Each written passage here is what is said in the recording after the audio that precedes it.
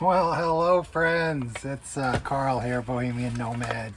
I gotta fess up. I am no good at predicting what Sarasota Tim is gonna do. Even though I love watching the show. What you doing, bud? Even though I love watching the show, I'm no good at it. I'm like, for however many predictions I've made, because I haven't been right on any of them. Tammy came back. I was wrong on that one. They're not going on a cruise. I was wrong on that one. They're looking for a condo, so they're not gonna stay in the camper or go traveling. There's not gonna be any more Cowboy Tim. He's just gonna be boring married man Tim. I mean, if I want to watch that, I just watch myself. I guess, I don't know. But anyway, so I'm not going to predict anymore. This condo thing is crazy. I hope he goes on the cruise. That would be pretty cool. But like, we find out the day before he's going on the cruise, like he can't tell anybody in advance. He is just spooked something fierce. And they probably are living in an apartment. Of course, there's another prediction. I'm probably wrong on that. But you never see Tammy in the camper anymore, and the camper's all closed up. So that's probably in a storage unit or whatever. And he goes over in the morning. It's like his little personal YouTube studio to make videos. And that's why he can do Crushing for Christ there, because she ain't there. And so he can do all the Crushing for Christ he wants to do. She doesn't know about it. I was starting to think for a while that maybe he's just faking it, or like, you know, having someone open the door and have her come in, because you don't hear a word she says. You know, and he's just kind of faking that she's around. But today when they were looking for the condo, you could hear her talking. So she is there, whatever, you know, boring. I've been watching the videos. As you know, I'm in my third week of big truck school, big semi school. I'm doing that with my son. Always wanted to drive semis.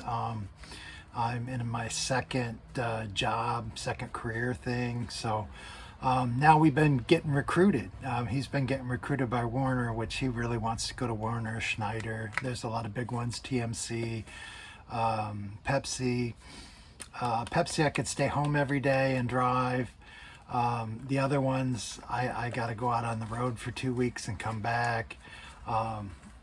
I don't know if you know much about trucking. I didn't know it either, but I guess if you get hired on this company, you do like 3 weeks orientation at the company, and then you have to drive with another driver, a trainer, for 3 to 4 weeks. So I have to be in a truck with a stranger for like 4 weeks just to get this job. That just doesn't sound fun. But I've been watching videos, and they say it's all right, it's cool. So I don't know. And then of course at orientation, you got to share a hotel room with the stranger. I'm an old person. I don't know if I really like that, but I've been watching videos of other older people that have changed careers, and they said it's really no big deal. It goes fast. You just put your mind to it. It's just part of how it goes. Everybody does it. So I don't know. Probably the whole reason I even do videos where I mention Sarasota Tim is I kind of get irked. He doesn't say the SU anymore, which I appreciate, because that drove me nuts. But he did have a video where he had to touch every steak in the place before he picked one. And I'm not a big germaphobe, but I mean, good gracious, you can see him. You don't have to touch them. You know, he wasn't getting any benefit out of the touch. And he does that with everything. He touches everything. And if, you know, and who knows how clean he is. But even if he, you know, it's just common courtesy. You don't touch stuff that other people might want to buy, you know. It's crazy. But I really am a minimalist, and I walk the walk and talk the talk, and he doesn't. He says he is, and he doesn't. Since I started truck school about 3 weeks ago, I haven't bought anything. I haven't bought any clothes, anything like that, except for food. I haven't bought anything.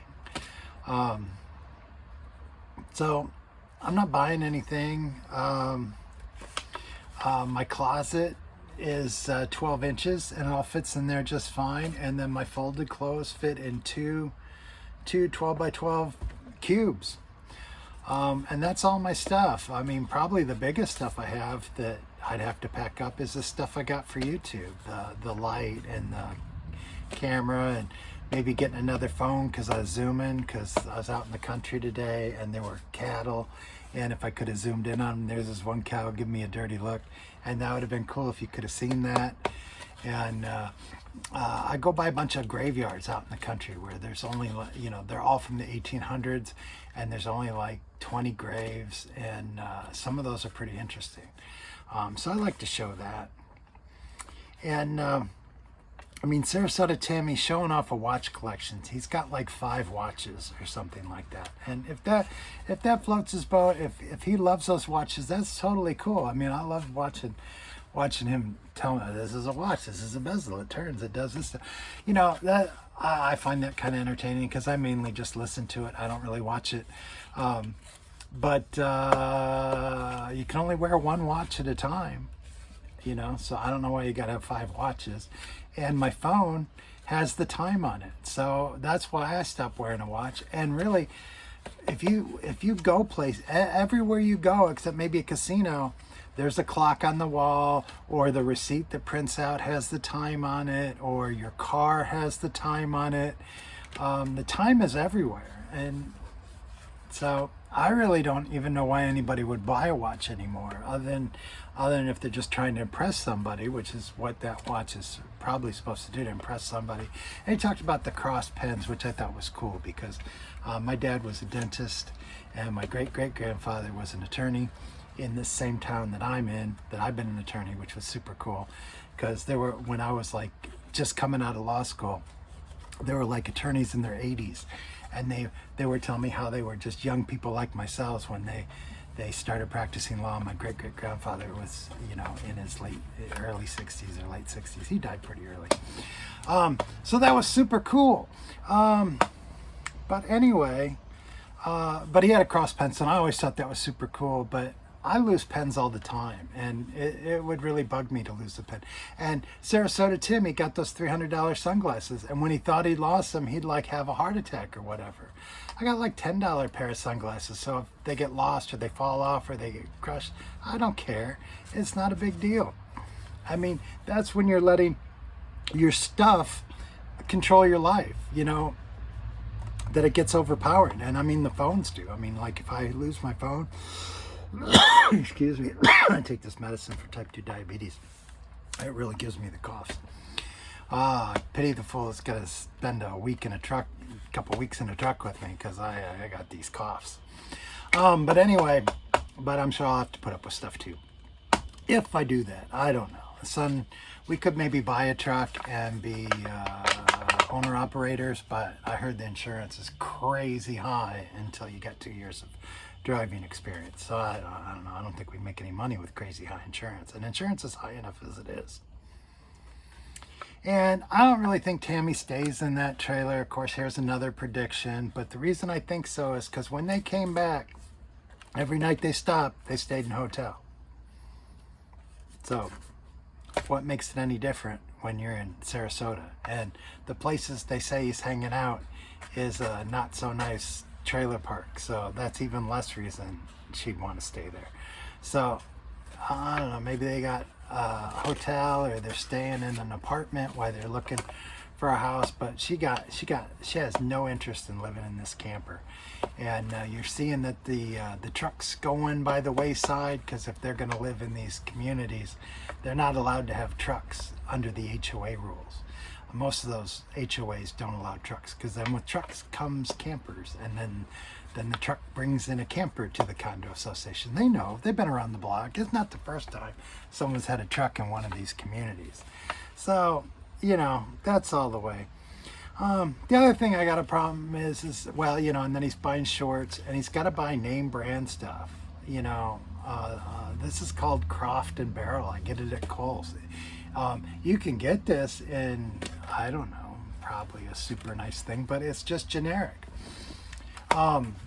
And this thing, I can wash it in the sink, hang it up, and the next day it's dry, and no laundry, no muss, no fuss, it's clean. Gonna need that if I'm living in a truck, but I don't know, we'll have to see.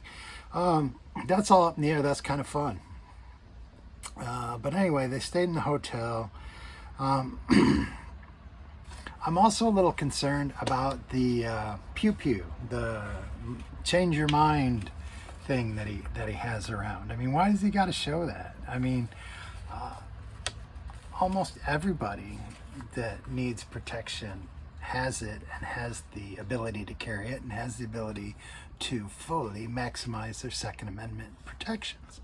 But you don't have to show people. They got to just know that, or they don't know that, because there was there was a restaurant being robbed, and the dude had a gun, and he was lazy, and he turned his mind, and the dude that excuse me, the dude that could carry a gun, he turned around and blam, blam, blam. So that's it. The other thing is also a long time ago there was a video where there was a dude that came out of a courthouse, and he was shooting people, and he was shooting an attorney. That's Evie Sneevy right there. He was shooting people, and he was shooting at this attorney, and this attorney was hiding behind a 2-inch tree, and the dude's shooting at him, and he's hoping that this tree is going to save him. And the day I saw that video is the day I changed that, because I'm like, I ain't ever gonna sit around and hope some 2-inch tree protects me from some nut with a gun. That's not gonna be me. If I go out, I'm going out in flames. That's just how it is. But anyway,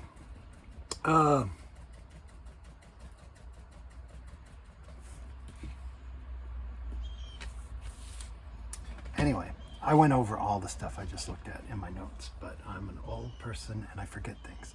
But the last thing I wanted to say is Tim is in Sarasota. Sarasota is where he grew up, where he was a young person, where he sold cars, according to him, where he was just a detailer, according to him. So who knows what the truth is, Pittsburgh Chris? You were supposed to let us know what the truth was about all this stuff. And so far, all you've done is attack people that point out the hypocrisy of Tim. That's all you've done. And then make fun of people that don't like Tim. But where's the truth about Tim? You said you were going to tell us. I'd like to know. But anyway, Tim grew up there. He worked there as a young person, and he was there most of his life. And the only friends he has are 2 80-year-old people, and that's because they were neighbors. They're probably forced to like him because he was next door. But where's the people he went to high school with? I hang out with some people I went to high school with. I see them maybe 4 or 5 times a year. We have little mini reunions. Where are people he worked with? I worked with people here in Peoria, and I still see him, and we still go out and do stuff. And but he has these guys that he just met in Arizona, and that, and he knows all about their health problems, and this and this, and so is on a cruise, and so is this. But what about all these lifelong friends you would have had in Sarasota? Where are they? Well, we all know where they are. He burnt all those bridges a long time ago, and they're all burnt. Only friends he's got is 2 80-year-old people that live next door to him. And the theory is he's grifting on them, hoping that he can get their condo when they don't need it anymore. I don't know if that's true or not, Sarasota. No. Chris, tell us. Is that what he's doing? Is that why he's always over there? I don't know. Who knows? I wouldn't put it past him. Anyway. Oh, yeah. Oh, I forgot. I know, dude. I'll take care of you in a second.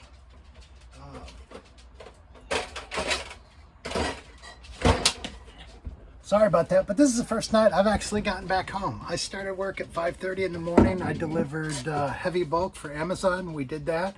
And then at 1 o'clock I came back and I did a flex route and delivered more Amazon out in the country. I made those videos. And anyway, so now I'm at home. I get to relax. I'm not going anywhere. Mr. Grifter. I got me a Coors Light. That's what I like to drink when I'm done for the day. And I'm done for the day. Me and Evie are gonna hang outside on the patio and just relax, have a little drink, and everything goes. So you look great on this Saturday night. Joy will tell you that you need to call somebody and tell them you love them. And Tracy will say, never forget that you're magic. Anyway, peace. Love you. Bye.